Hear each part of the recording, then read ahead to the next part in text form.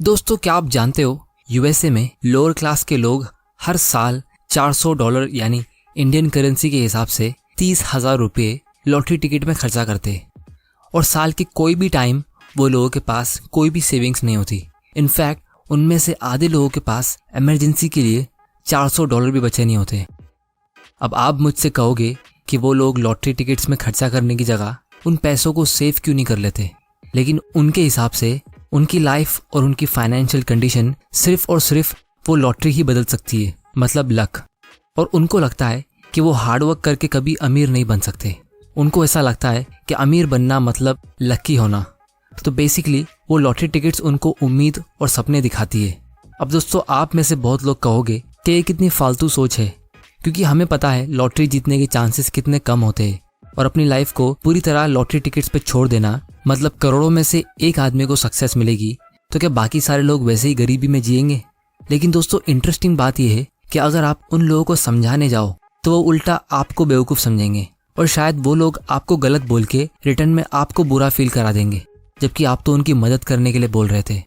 दोस्तों, इसीलिए ये बुक से हमें कुछ ऐसे इंपॉर्टेंट लेसन सीखने मिलते हैं। वो ये कि हम इंसान लॉजिकल नहीं है, हम साइकोलॉजिकल है। क्योंकि दोस्तों, सबको यही लगता है कि आज की तारीख में वो एकदम परफेक्ट फैसला ले रहे हैं अपनी लाइफ के लिए, लेकिन फिर भी जब कुछ साल गुजर जाते हैं और जब लोग पीछे पलट कर देखते हैं तो वो यही सोचते कि काश उन्होंने कुछ ऐसा कर लिया होता तो उनकी लाइफ कुछ और होती। और दोस्तों, जब बात फाइनेंशियल डिसीजंस की आती है तो चाहे वो अमेरिका के लोअर क्लास के इनकम वाले लोग हो या इंडिया के मिडिल क्लास या दुनिया में कोई भी अमीर इंसान, हम ज्यादातर फैसले इमोशंस यानी जज्बात के बेसिस पर लेते हैं, जैसे डर या लालच, और फिर उसको लॉजिक से जस्टिफाई करते हैं कि हमारा फैसला लॉजिकली बिल्कुल सही है। दोस्तों, इसकी एक वजह ये होती है कि हमें कुछ चीजें कुछ सालों बाद सीखने मिलती है जो हमें पहले सीख लेनी चाहिए थी। इसीलिए दोस्तों, आज मैं कुछ ऐसे इंपॉर्टेंट लेसन्स इस बुक से शेयर करने वाला हूँ जो हमारी साइकोलॉजी और माइंडसेट से रिलेटेड है, जिसकी वजह से हम जाने अनजाने में गलत फैसले लेते हैं, जिसको आज सुधार कर आप जल्दी फाइनेंशियली फ्री हो सकते हो। तो दोस्तों, आगे बढ़ने से पहले अगर आप इस चैनल में नए हो तो आप इस चैनल को सब्सक्राइब कर सकते हो और बेल आइकन को प्रेस कर देना ताकि आप ऐसे इंपॉर्टेंट वीडियोस मिस ना कर दो। तो चलिए शुरू करते। Lesson number 1, true wealth is what you don't see. दोस्तों, एक तरफ होती है लग्जरी कार्स, बढ़िया सा घर, इंस्टा पे वेकेशन की फोटोज। दोस्तों, ये सब चीजें हमें क्लियरली दिख रही है, और दूसरी तरफ उस घर का या कार का लोन का EMI, उस आदमी के ऑफिस का स्ट्रेस और उसकी स्ट्रेस की वजह से उसके घर के रोज के फाइट्स, ये सब चीजें हमें नहीं दिखती। तो जो हमें दिखता है वो अक्सर पूरा पिक्चर नहीं होता है, लेकिन जाने अनजाने में ये चीजें हमें गलत तरीके से सोचने पर मजबूर करती है कि जब भी हम किसी अमीर आदमी को देखते हैं, जैसे उसके पास कोई लग्जरी कार हो या कोई वेकेशन पे गया हो, तो हम भी यही सोचते हैं कि काश मेरे पास भी ऐसी कार होती, काश मैं भी ऐसी जगह घूम पाता, ये कितनी मस्त लाइफ है। अब हम ये नहीं सोचते कि वो लोगों की लाइफ एक्चुअली में मस्त है या नहीं। हम उन लोगों की लाइफ से सिर्फ फ्लैशी और ऐसी ब्राइट चीजें ढूंढ के पिक करते हैं। और दोस्तों, हमें ये चीज याद रखनी चाहिए कि जिस वजह से उस आदमी ने कार ली थी कि लोग उसकी इज्जत करेंगे, लेकिन एक्चुअली में लोग उसकी नहीं बल्कि उसकी कार की इज्जत कर रहे हैं। दोस्तों, क्योंकि जब भी हमारे सामने से कोई कार गुजरती है तो हम हमेशा यही कहते हैं कि वाह क्या कार है। हम कभी ऐसा नहीं कहते कि वाह क्या आदमी है। और इसी वजह से लोगों के दिमाग में एक परसेप्शन बैठ गया है कि अमीर मतलब आपके पास दिखाने के लिए कुछ होना चाहिए, लेकिन रियलिटी में एक्चुअल वेल्थ वो होती है जिससे हम आजादी की जिंदगी जी सकते हैं। क्योंकि सबसे बड़ी और सबसे इम्पोर्टेंट चीज जिसे हम पैसे से खरीद सकते हैं तो वो है हमारा खुद का टाइम। अगर आपके पास दुनिया की सारी दौलत है लेकिन उसको एंजॉय करने का टाइम नहीं, क्योंकि आप पूरा टाइम ऑफिस में बिजी रहते हो और उस काम को आप पसंद भी नहीं करते, तो आपके इतने अमीर होने का फायदा क्या? दोस्तों, इसीलिए इस बुक के ऑथर हमें ये कहते हैं कि दूसरों को दिखाने के लिए खर्चा करना मतलब गरीब होने का सबसे सिंपल और आसान तरीका है और अमीर रहने का सबसे मुश्किल। तो अगर आप किसी आदमी के पास कोई अच्छी कार देखते हो, जैसे मान लो वो 50 लाख रुपए की है, तो आप उससे ये नहीं पता लगा सकते कि वो आदमी एक्चुअली में वेल्दी है या नहीं, लेकिन उससे हमें ये चीज जरूर पता चलती है कि उसके धन में से 50 लाख रुपए कम हो गए हैं। लेसन नंबर 2, यू पे अ प्राइस फॉर एवरीथिंग।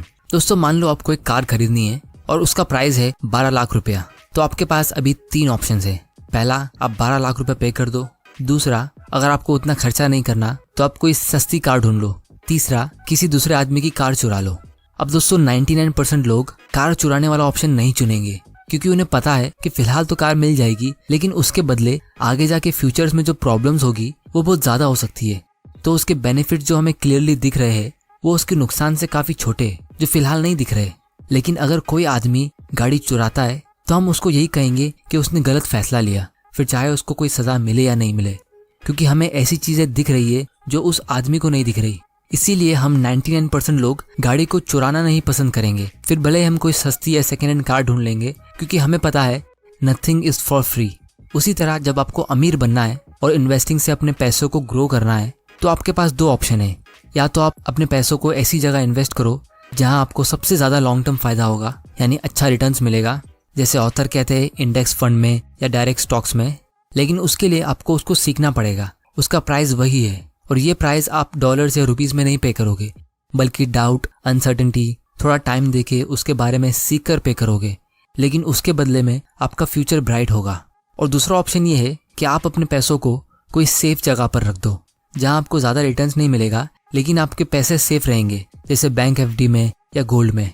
तो उससे आपको सेफ्टी तो मिल जाएगी, लेकिन उसके बदले में आपको उतना प्रॉफिट नहीं मिलेगा, और वही उसका प्राइस होगा। तो इसी तरह ये ऑप्शन में आप खराब रिटर्न्स लेकर इसका प्राइस पे करते हो। अब दोस्तों यहाँ पे सच बात ये है कि मैक्सिमम लोग ये दूसरा ऑप्शन चुनते हैं, जिसको मॉर्गन हाउसेल इस बुक के ऑथर कार चुराने वाले ऑप्शन जैसा कहते हैं। और उसका सिंपल रीजन ये है कि बहुत से लोग अपने घर के लिए, अपने घर के डेकोरेशन के लिए, वेकेशन पे जाने के लिए, खाना खाने के लिए बहुत सारा खर्चा करते हैं, लेकिन अपने आप पर इन्वेस्ट करने के लिए इतना खर्चा नहीं करते, क्योंकि अपने आप पर इन्वेस्ट करने का प्राइस उन्हें क्लियरली दिख नहीं रहा। और उन लोगों के लिए वो दिखाने वाली चीज ज्यादा इंपॉर्टेंट है, जैसे घर, गाड़ी या फिर फिक्स्ड डिपॉजिट का फिक्स्ड इंटरेस्ट। और आपके रोज के बोरिंग इन्वेस्टमेंट्स जैसे स्टॉक मार्केट या इंडेक्स फंड से आपको अपना फ्यूचर इतना क्लियरली दिख नहीं रहा, इसीलिए लोग ये ऑप्शन चुनते नहीं है। उसी तरह जिस तरह कार चुराने वाले को उस कार की चुराने की असली कीमत नहीं दिख रही। और दोस्तों ऑथर यहाँ पे हमें एक इम्पोर्टेंट बात कह रहे हैं कि growth is driven by compounding which always takes time, but destruction is driven by single points of failure which can happen in seconds. यानी आपके पैसे धीरे धीरे करके ग्रो होते हैं कंपाउंडिंग के थ्रू, लेकिन बर्बादी रातों रात हो सकती है। Lesson number 3, getting wealthy versus staying wealthy. दोस्तों अमीर बनने के बहुत सारे तरीके होते हैं, लेकिन गरीब होने का एक ही तरीका है, पैसों को बराबर हैंडल नहीं करना और उसको ज्यादा से ज्यादा खर्चा करना। और इसीलिए ऑथर हमें कहते हैं कि अमीर बनने से ज्यादा मुश्किल अमीर रहना है, क्योंकि जब आदमी के पास पैसा नहीं होता है तो उसे कंट्रोल करने की कोई जरूरत नहीं है, क्योंकि उसके पास पैसा ही नहीं है। लेकिन जब आदमी के पास बहुत सारा पैसा होता है तो उसे सेल्फ कंट्रोल सीखना ही पड़ता है। इसीलिए आपको अमीर बनना और अमीर रहने के लिए अलग अलग माइंडसेट चाहिए। लेकिन अगर आप शुरुआत से ही थोड़ी बहुत सेविंग्स करके इन्वेस्ट करते हो और उसके थ्रू अमीर बनते हो, तो चांसेस है कि आपको वही माइंडसेट अमीर रखेगा। और इसीलिए आज दुनिया के 90% से भी ज्यादा अमीर लोग सेल्फ मेड है, और दुनिया के 70% से भी ज्यादा लॉटरी विनर्स 10 साल के अंदर वापस से गरीब बन जाते हैं। तो इसीलिए आपको हमेशा एक सर्वाइवल माइंडसेट रखना चाहिए, जिसके लिए आपको 3 चीजों की जरूरत होती है। सबसे पहला, aim to be financially unbreakable, मतलब आप अपने आप को मेंटली और फाइनेंशियली इतना स्ट्रांग बना दो कि मार्केट साइकिल से आपको कुछ फर्क ही ना पड़े। जब आप रियल एस्टेट या गोल्ड में इन्वेस्ट करते हो तो आपको पता है कि इसमें भी मार्केट साइकिल्स होते हैं और इसका भी प्राइस फ्लक्चुएट होता है, और जब प्राइस गिरता है तो हम उसे बेचते नहीं है, हम और ज्यादा खरीदते हैं। उसी तरह हमें यही लॉजिक यूज करना चाहिए स्टॉक मार्केट और म्यूचुअल फंड में कि आपको मार्केट साइकिल से डरना नहीं है, आपको उसे अपने बेनिफिट के लिए यूज करना है। दूसरा, a good plan leaves room for error, यानी आप जब भी कोई प्लानिंग करते हो तो उसमें इस बात पे भी गौर करो कि अगर वो इन्वेस्टमेंट प्लान के मुताबिक नहीं होता है तो आप क्या करोगे, यानी आपका प्लान बी क्या होगा। और इन्वेस्टिंग की दुनिया में हम इसीलिए एक पोर्टफोलियो क्रिएट करते 10-15 कंपनीज का और इमरजेंसी फंड साइड में रखते। तीसरा, be optimistic about the future but paranoid about your obstacles to success, यानी आपको फ्यूचर को लेके हमेशा ऑप्टिमिस्टिक और पॉजिटिव रहना चाहिए, अच्छी सोच रखनी चाहिए, लेकिन हमेशा अपनी करंट सक्सेस को लेकर अलर्ट और सावधान रहना चाहिए कि उसमें कोई खतरा तो नहीं है। जैसे ऑथर ने हमें यहाँ पे 2 इंटरेस्टिंग एग्जाम्पल दिए। सबसे पहला, रोनाल्ड रीड का। आप ये नाम गूगल करके सर्च कर सकते हो। यह आदमी ने पूरी जिंदगी सिर्फ चौकीदारी की नौकरी की है, लेकिन उसके मरने से पहले उसके पास $8 मिलियन जमा थे, जो इंडियन करेंसी के हिसाब से लगभग 55 करोड़ रुपए होते। अब कोई आदमी छोटी मोटी नौकरी से इतने सारे पैसे कैसे जमा कर सकता है? तो उसका आंसर है सेविंग्स और इन्वेस्टिंग की आदत डाल के। और दूसरी तरफ दूसरा एग्जाम्पल है रिचर्ड फस्कॉन का, जो दुनिया के सबसे टॉप कॉलेज हार्वर्ड यूनिवर्सिटी से पढ़ाई करता है, दुनिया के सबसे टॉप कंपनीज मैरिल लिंच में काम करता है और एक अच्छी पोस्ट पे एग्जीक्यूटिव बनता है। लेकिन उसने कर्जे की और खर्चा करने की इतनी आदत डाली जिसकी वजह से 2008 में उसे बैंकरप्सी डिक्लेयर करनी पड़ी। दोस्तों, गरीबी से बुरी चीज़ क्या होती है, वो ये कि आप अमीर बने और फिर वापस गरीब हो गए। तो इसीलिए अगर आप अपने दम पे 10 लाख रुपए इन्वेस्ट करके उसे मैनेज नहीं कर सकते तो आप 10 करोड़ रुपए मैनेज नहीं कर सकते। और इससे हमें ये चीज़ पता चलती है कि आपकी सबसे बड़ी प्रॉब्लम कम पैसा नहीं है, आपकी बड़ी प्रॉब्लम ये है कि आपको पैसा मैनेज नहीं करना आता। क्योंकि गरीब लोगों की सोच हमेशा ये होती है कि जब हमारे पास ज़्यादा पैसा आएगा तो हम उसे मैनेज करना सीखेंगे, लेकिन अमीर लोगों की सोच ये होती है कि जब हम थोड़े पैसे को अच्छे से मैनेज करेंगे तो हमारा पैसा अपने आप बढ़ जाएगा। Lesson number 4, savings and financial freedom. दोस्तों, दुनिया में 3 टाइप के लोग होते हैं। एक वो जो सेव करते, दूसरे जिन्हें लगता है वो सेव नहीं कर सकते, और तीसरे जिन्हें लगता है उनको सेव करने की ज़रूरत ही नहीं। आई एम श्योर आप तीसरी कैटेगरी में नहीं आते हो क्योंकि आप ये वीडियोस देख रहे हो। दोस्तों, हम सेविंग्स के बारे में बहुत सुनते। आपको बचपन से आपके पेरेंट्स ने कहा होगा कि पैसे सेव करा करो, लेकिन ये सेविंग्स इतनी इंपॉर्टेंट क्यों है? क्योंकि हर एक रुपया जो आप सेव करके इन्वेस्ट करते हो वो आपका फ्यूचर का वो टाइम खरीदता है जो शायद किसी और ने खरीद के रखा था। तो इसीलिए ऑथर के हिसाब से अगर आपकी सैलरी कम भी हो तो भी आप अमीर बन सकते हो, लेकिन अगर आप सेविंग्स करते ही नहीं हो तो आप कभी अमीर बनोगे ही नहीं। लेसन नंबर 5 और सबसे इम्पोर्टेंट, मॉर्गन हाउसल के लाइफ टिप्स। सबसे पहला, अपने सारे फाइनेंशियल डिसीजंस इंडिपेंडेंटली लो, ये सोच के नहीं कि मुझे किसी को दिखाना है या किसी ने किया था इसलिए मुझे भी करना है। Advice number 2, live below your means. क्योंकि सबसे बुरी चीज़ अगर आप कोई कर सकते हो तो वो ये है कि आप अपने फ्यूचर की कमाई को आज ही खर्चा कर दो। Advice number 3, derive pleasure from free और लो कॉस्ट एक्टिविटीज़ जैसे एक्सरसाइज, रीडिंग, पॉडकास्ट, लर्निंग। क्योंकि ज़िंदगी के असली मज़े फ्री और छोटी मोटी चीज़ों में जो रोज़ होती है, और इससे आप हेल्दी भी रहोगे, वेल्दी भी रहोगे और वाइज भी रहोगे। Advice number 4, maintain 20% of cash as emergency. वो इसलिए क्योंकि जब भी स्टॉक मार्केट में क्रैश होता है तो आपको अपने इन्वेस्टमेंट को कम पैसे में बेचने की ज़रूरत नहीं पड़ेगी, आप अपना इमरजेंसी फंड यूज़ कर सकते हो।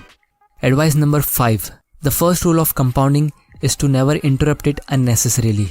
आपकी actual wealth long term investing से ही ग्रो होगी, कंपाउंडिंग के थ्रू, लेकिन उसकी कंडीशन ये है कि आप उसे बिना रोक टोक के कंपाउंड होने दो। Advice number 6, every investor should pick a strategy that has the highest odds of successfully meeting their goals. और ऑथर के हिसाब से इंडेक्स फंड लोगों के लिए सबसे बेस्ट चॉइस है। Advice number 7, 3 key elements of Housel's approach, a high savings rate, patience and long term optimism. क्योंकि दोस्तों, बहुत सारे लोग सपने देखते हैं कि उनको करोड़पति लोगों वाली लाइफ जीनी है, दुनिया में बेहतरीन जगह घूमना है, लेकिन एक्चुअली में उनके बोलने का मतलब ये होता है कि उन्हें करोड़ रुपया खर्चा करना है, जो उनकी कही हुई बात से बिल्कुल ऑपोजिट है। क्योंकि अगर आप अपना करोड़ रुपया खर्चा कर दोगे तो करोड़पति कैसे कहलाओगे? तो दोस्तों, आज की वीडियो में इतना ही। अगर आपको ये वीडियो से कुछ सीखने मिला तो इस चैनल इन्वेस्ट को सब्सक्राइब कर लेना और बेल आइकन को प्रेस कर देना ताकि आप ऐसे इंपॉर्टेंट वीडियोस मिस ना कर दो। और दोस्तों, कमेंट के जरिए आप मुझे बता सकते हो कि मैं नेक्स्ट वीडियो कौन सी टॉपिक पे बनाऊं। अगर आपको ये वीडियो पसंद आया तो इसे लाइक करिए, नहीं पसंद आया तो डिसलाइक करिए। आपका वैल्यूएबल टाइम देने के लिए थैंक यू।